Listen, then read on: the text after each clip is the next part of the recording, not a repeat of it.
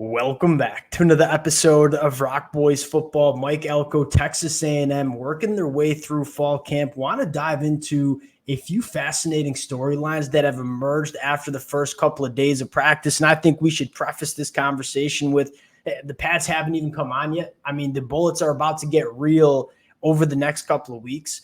That being said, we still get a good feeling for some guys that are kind of putting themselves in position to break out during fall camp and really be contributors in the 2024 season. I want to have a couple of different conversations, and I want to start on the offensive line where I have to give the Texas A&M media just a massive, massive shout out. I mean, they peppered Mike Elko with questions on the offensive line. We got a lot of intel and a lot of information about some players and what this unit might look like. And I've been really vocal. And the Texas A&M fans who've been rocking with the fellas the last couple of weeks and months know, in my mind, this Texas A&M team is one of the most dangerous teams in the SEC if that offensive line takes that step in 2024. Want to go over some of the intel we got on the offensive line, talk about some other position battles we're seeing shake out with this Texas A&M roster. Fired up to get into it. Before we do, and as always, just want to say thank you to you guys, to the Texas A&M fans. I always say this, since Mike Elko has taken over this program, one, just a ton of energy within the fan base. I've had a blast talking this program, and the amount of support y'all continue to show, it truly does mean a lot. If y'all do enjoy the content, consider subscribing to the channel. And I think much more importantly, I know every Texas A&M fan that's listening to this has definitely read the fall camp practice notes. Would love to hear some players that are standing out to you guys as well in the comments section. Without further ado, let's get into this one. Let's start on the offensive line. And I want to start with one of the more a storyline that's just not getting enough attention, and that is Tommy Moffitt taking over in the strength and conditioning room. And where do you see an elite strength coach have the biggest impact on a college football roster? It's along the line of scrimmage, specifically on the offensive line. Mike Elko was asked pretty point blank. And I think we all know Coach Mike Elko is not going to be a guy that takes shot at the previous regime or previous coaches. He was very clear that this Texas A&M team heading into 2024 is significantly stronger than it was in 2023. And I think Tommy Moffitt's going to play a massive role in getting this offensive line right heading into 2024. We've all seen the videos of a guy like Chase Bisontis in the weight room. This team having, at least in my opinion, one of the best strength and conditioning coaches running this program, it's going to show up on the offensive line. I think the second conversation I want to get into is Chase Bisontis and kind of highlight why I'm so optimistic about Texas A&M turning this offensive line around. Mike Elko, again, was asked pretty point blank, where do you see Chase Bisontis fitting in on this offensive line? He goes, he's a guard. He's a no-brainer guard. We talked about Chase Bisontis when he committed to Texas A&M out of high school. We said this kid is going to be better suited at guard than he is at tackle. And I think it just highlights the mismanagement of Coach Dazio with this Texas A&M offensive line going back to last year, where they took a true freshman offensive lineman who was a no-brainer going to be better at the guard position than tackle, and they just stuck him at tackle. So they played a true freshman that was out of position in the SEC during his first year of college football.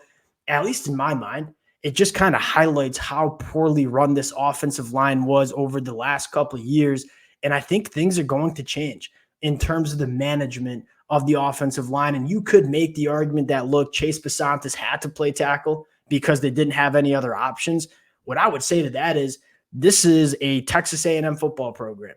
You should never be in a position where you have to make a freshman start at tackle when they're not ready, or that's not where they should be playing. You should never be in that spot. You should have enough depth on the offensive line. And the fact that they didn't, that's just on the coaching staff. It's on Jimbo Fisher. It's on Coach Adazio. So to hear Chase Bisontis moving to the inside, I think that's massive. And I think he's going to be an elite guard. You think about how we talk about Chase Bisontis.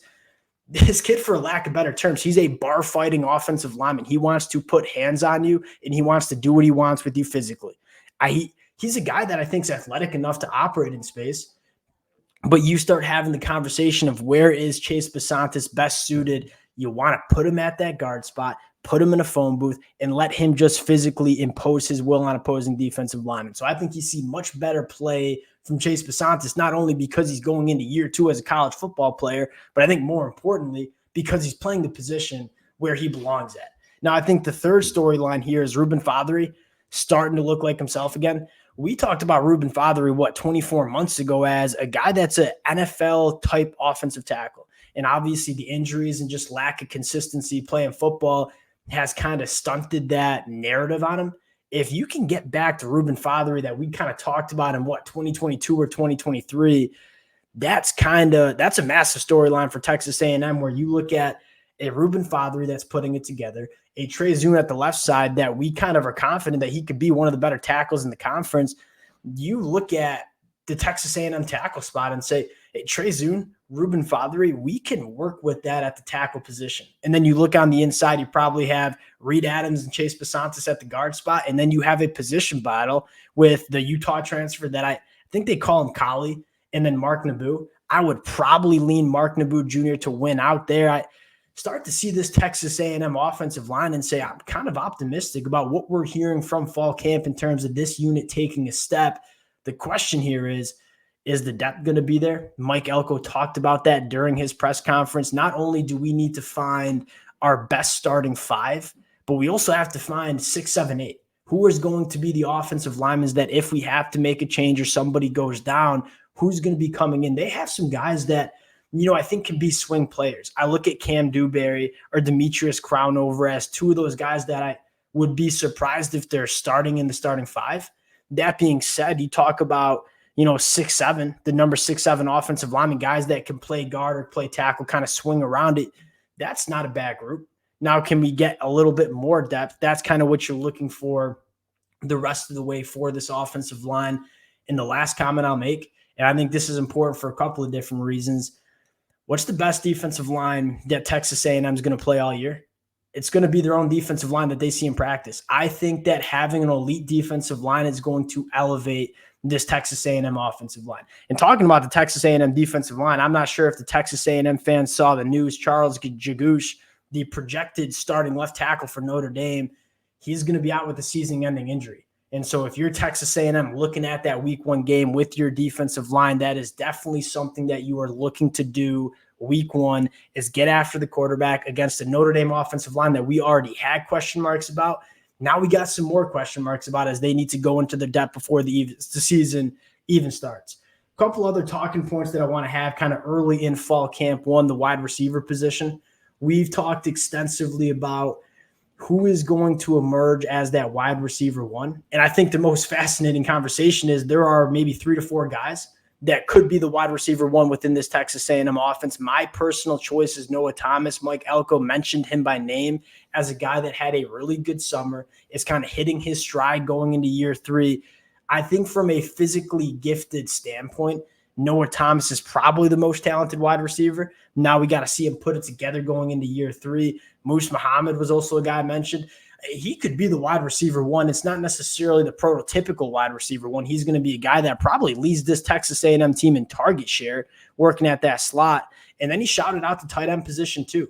Guys like Donovan Green, Shane Calhoun, guys that are going to get involved with this Coach Colin Klein offense.